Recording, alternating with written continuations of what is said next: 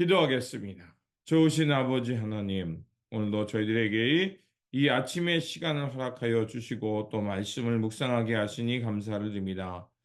우리에게 주신 말씀을 통해서 다시 한번 우리가 옛사람에서 벗어나서 하나님과 함께 또 주님께서 이루어 가시는 그 하나님 나라 새 역사를 향해 살아가는 우리 모두가 되게 하여 주옵소서. 우리가 이렇게 주님과 동행하며 하나님 나라를 꿈꿀 수 있었던 것은 사람의 공로가 아니라 예수 그리스도의 보혈과 주님의 부활의 은혜가 있었기에 우리가 이러한 삶을 살아갈 수 있습니다. 그러하오니 주님의 보혈로 새롭게 창조된 존재로서 다시 한번 주님께서 주시는 그 은혜 가운데 하나님 나라의 그 새 역사, 새 땅의 역사를 향해 살아가는 우리 모두가 되게 하여 주옵소서. 말씀으로 나아갑니다. 성령님 도와 주시옵소서. 우리 구주 예수 그리스도 이름으로 기도드립니다. 아멘. 오늘 우리에게 주신 말씀은 히브리서 9장 14절에서 22절입니다. 하물며 영원한 성령을 힘입어 자기 몸을 흠없는 제물로 삼아 하나님께 바치신 그리스도의 피야말로 더욱더 우리들의 양심을 깨끗하게 해서 우리로 하여금 죽은 행실에서 떠나서 살아계신 하나님을 섬기게 하지 않겠습니까? 그러므로 그리스도는 새 언약의 중재자이십니다. 그는 첫 번째 언약 아래에서 저지른 범죄에서 사람들을 구속하시기 위하여 죽으심으로써 부르심을 받은 사람들로 하여금 약속된 영원한 유업을 차지하게 하셨습니다. 유언의 효력은 논의하는 경우에는 유언한 사람이 죽었다는 확인이 꼭 필요합니다. 유언이라는 것은 유언한 사람이 죽어야만 효력을 냅니다. 유언한 사람이 살아있는 동안에는 유언은 아무런 효력이 없기 때문입니다. 이러므로 첫 번째 언약도 피 없이 세운 것이 아닙니다. 모세가 율법을 따라 모든 계명을 백성에게 말한 뒤에 물과 붉은 양털과 우슬초와 함께 송아지 피와 염소 피를 취하여 언약책과 온 백성에게 뿌리고서 이것은 하나님께서 여러분에게 명하신 언약의 피입니다 하고 말하였습니다. 또 같은 방식으로 그는 장막과 제사 의식에 쓰이는 모든 기구에도 피를 뿌렸습니다. 율법을 따르면 거의 모든 것이 피로 깨끗해집니다. 그리고 피를 흘림이 없이는 죄를 사함이 이루어지지 않습니다. 아멘. 오늘 본문 말씀은 예수 그리스도의 속죄의 사건이 무엇을 의미하는지 전해주는 말씀입니다. 히브리서는 대제사장이신 예수 그리스도를 설명하기 위해 성소와 지성소에 대한 이야기를 묘사합니다. 지성소는 대제사장이 1년에 단 한 번만 들어갈 수 있는 곳입니다. 대제사장은 자신과 백성의 죄를 위해 피를 가지고서 지성소로 들어가야만 했습니다. 가장 중요한 의식 가운데 다 핵심적인 의식인데 이것은 1년에 단 한 번만 드릴 수 있습니다. 그렇게 매우 특별한 시간이고 장소였던 것입니다. 그만큼 성소와 지성소 사이에 있는 휘장은 단단하게 닫혀져 있었고 하나님으로부터 죄 사함을 얻는 길은 매우 먼 길이었습니다.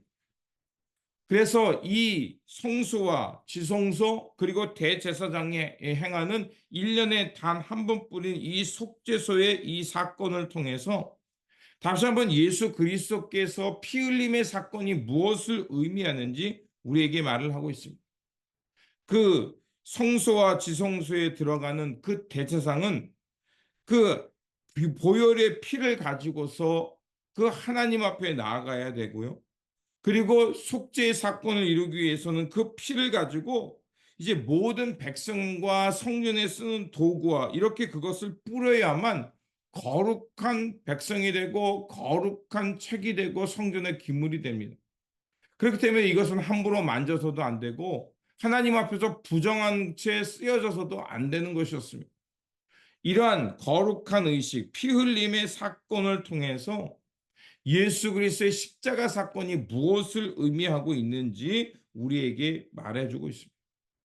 이러한 속죄의 사건은 피 흘림 없이는 불가능하다는 것을 말하면서 다시 한번 예수 그리스도의 십자가 사건은 하늘에서 귀하게 쓰임 받고 속죄받기 위한 그 예수님의 피 흘림의 사건에 대해서 말을 하고 있습니다. 예수 그리스도야말로 그 자신의 피를, 자신의 몸을 하나님 앞에 드리면서 우리로 하여금 이제 이 피 흘림의 사건을 그 더 이상 양의 피가 아닌 예수 그리스도의 보혈로 이루어 가셨음을 우리에게 말합니다. 그리고 11절과 12절은 이렇게 말합니다. 그러나 그리스도께서는 이미 일어난 좋은 일을 주관하시는 대제사장으로 오셔서 손으로 만들지 않은 장막, 다시 말하면 이 피조물에 속하지 않은 더 크고 더 완전한 장막을 통과하여 단 한 번의 지성소에 들어가셨습니다. 그는 염소나 송아지의 피로소가 아니라 자기의 피로소 우리에게 영원한 구원을 이루셨습니다. 아론이 또 혹은 대제사장이 1년에 한 번만 가능했던 이 속죄의 사건을 가지고서 예수님의 십자가 사건을 설명하고 있는 겁니다. 예수님은 대제사장으로서 사람의 손으로 지었던 속죄소에 들어갔던 대제사장의 행위와 달리 예수님은 사람의 손으로 짓지 않은 그 하늘의 성전, 완전한 성전에 그것을 우리를 속죄하기에 들어가셨고요. 이제 더 이상 염소나 송아지의 피가 아니라 예수 그리스도의 보혈을 힘있는 사람은 하나님의 은혜의 보좌에 나아가는 그 놀라운 구원을 이루셨음을 우리에게 말하고 있는 겁니다. 그렇게 예수님의 그 십자가의 보혈과 예수님의 그 대속의 사건은 이제 단 한 번뿐이지만 영원한 죄 사함을 이루어가는 통로가 되셨음을 우리에게 말을 하고 있습니다. 그렇게 이제는 동물의 피가 아니라 예수 그리스도의 보혈만 힘입으면 우리는 속죄 받을 뿐만 아니라 하나님의 거룩한 성전에 머물면서 거룩하게 쓰임 받게 되는 것입니다. 그렇게 이제는 더 이상 다른 옛사람의 것, 율법, 옛 언약에 매여 사는 것이 아니라 예수 그리스도를 통해서 드러난 새 언약, 예수 그리스도께서 보여주신 그 속죄의 사건을 의지하면서 영생을 누리며 살아가라고 말을 하고 있습니다.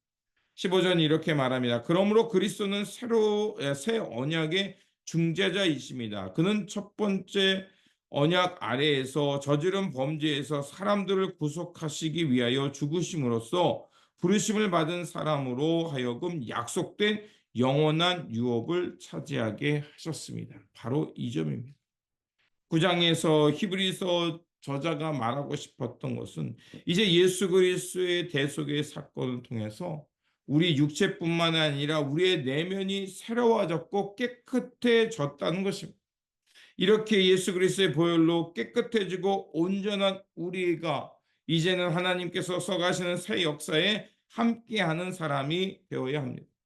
그렇게 우리는 더 이상 옛사람, 죄에 끌려가는 사람, 하나님의 진노의 대상이 아니라 하나님의 거룩한 성전으로 그 거룩을 향해 살아가는 것입니다. 이것이 가능한 것은 예수 그리스도의 보혈이 우리 안에 흐르고 있고 예수 그리스도의 십자가의 보혈이 우리를 변화시켜서 이제는 하나님의 형상이 회복되어 영생의 나라, 하나님 나라를 살아갈 수 있는 것입니다. 그러므로 우리가 다시 한번 예수 그리스도의 보혈로 새로운 존재임을 기억하고 예수 그리스도의 십자가의 보혈로 우리가 새로워졌음을 알고 이제는 주님께서 보여주신 그 영생, 하나님의 나라, 그 주님과 함께 동행하는 그 하나님의 새 창조를 향해 살아가는 것이 중요합니다. 그러므로 예수 그리스도의 보혈을 힘입어서 하나님의 보좌에 나아가서 주님의 거룩한 자로 새로 창조되었음을 믿고 오늘도 우리에게 주어진 삶 속에서 주님께서 이루어가시고 새 생명을 이루어가시는 그 새 창조의 역사에 함께하는 저와 여러분들이 되시기를 주님의 이름으로 축원드립니다. 기도하겠습니다. 우리의 빛 되시는 하나님, 말씀을 통하여 예수 그리스도의 보혈로 거룩한 성전 되게 하셨고 이제는 하나님의 거룩한 백성이 되게 하셨습니다. 그러하오니 이제는 새롭게 창조된 사람으로서 하나님 나라의 거룩한 열매 맺는 삶, 그 손으로 짓지 않은 살아있는 성전 되어 살게 하여 주옵소서. 그래서 이 땅에 하나님의 나라, 하나님의 구원의 빛이 만천하에 드러나는 우리의 일상의 모습, 우리 존재가 되게 하여 주옵소서. 우리 구주 예수 그리스도 이름으로 기도드립니다. 아멘.